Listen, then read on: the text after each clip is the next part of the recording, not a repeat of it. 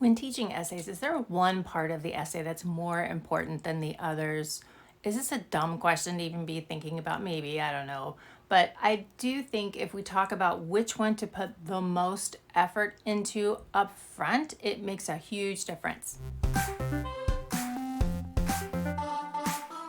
So the reason why I'm even bringing this topic up is because I was in a Facebook group and some teachers were talking about what was the most important part of an essay. Somebody came on to say that it's really the body paragraphs.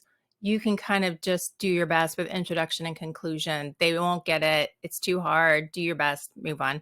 And I feel the actual opposite of that because I was a district judge for a contest that they had from grades 4 through 12.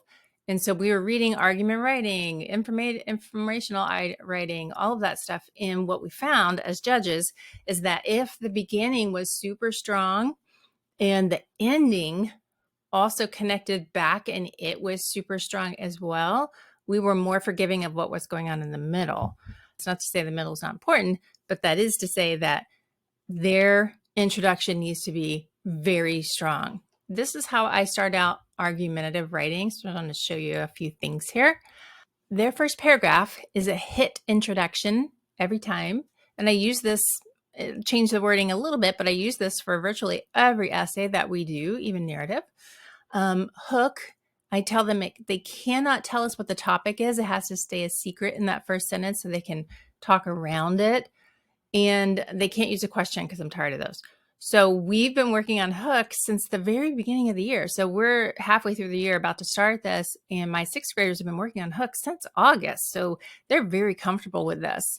The introduce part is summarizing, which we've been working on throughout the year too. Summarize in 6 words, summarize in 1 sentence, summarize in 2 sentences. So now they're ready to do that for their essay. And then with their thesis, this is where they're going to make a claim and tell us what they're going to prove.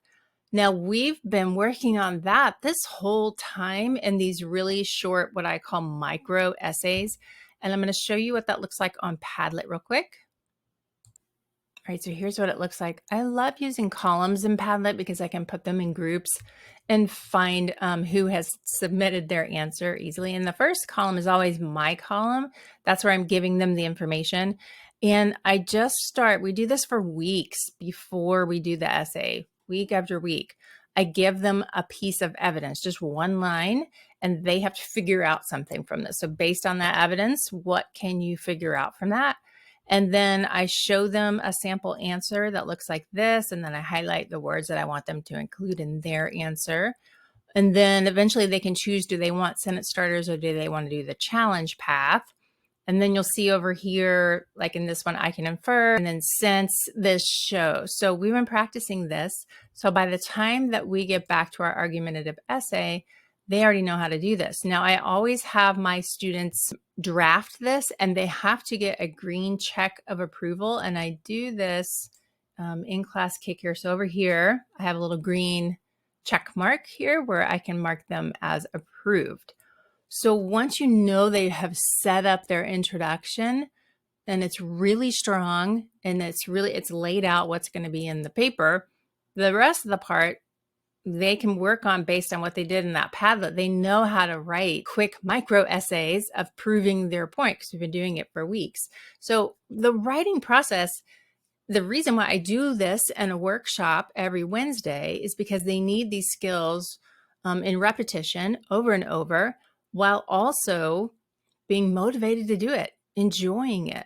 I mean, the biggest to writing is inertia, is not getting started in the first place because so many of our kids are now starting to say, I don't know what to do. I don't know what to say. I don't know what to write. And they're fine with getting zeros. So we have to find a way around this. Let me show you the next part. Here's some examples here. So then we'll go into, they've been practicing this in Padlet. So claim, their evidence, their explanation. For 2, for 3. An argument, we're going to work on counterclaim and rebuttal. I want to show you the conclusion. So in this, they summarize their claim by flipping their thesis first. So they're just going to flip it around in a different order. Then they make a big connection. If we did this, like how is this going to affect society, America, your classroom, your family? What's it going to do? then this is the biggest part. This will change your students' writing, is if you talk to them about the concept of stick the landing. And we watch a video of gymnastics and I show them how when you're watching a gymnast perform and they start out really strong, notice yourself when you're watching this. They start out really strong and you're like, yes. And then in the middle, they might bob it a little bit. The middle part is like, oh, and in your mind, you're thinking, it's okay. It's okay. Just stick the landing. Just make the landing.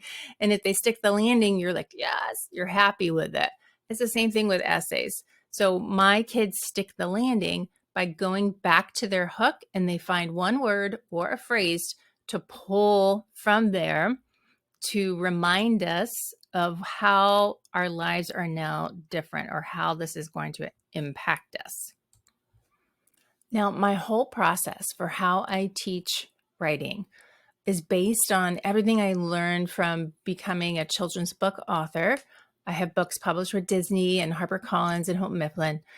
And if an author doesn't do it, we don't do it. And I structure everything so that it's very much real life writing.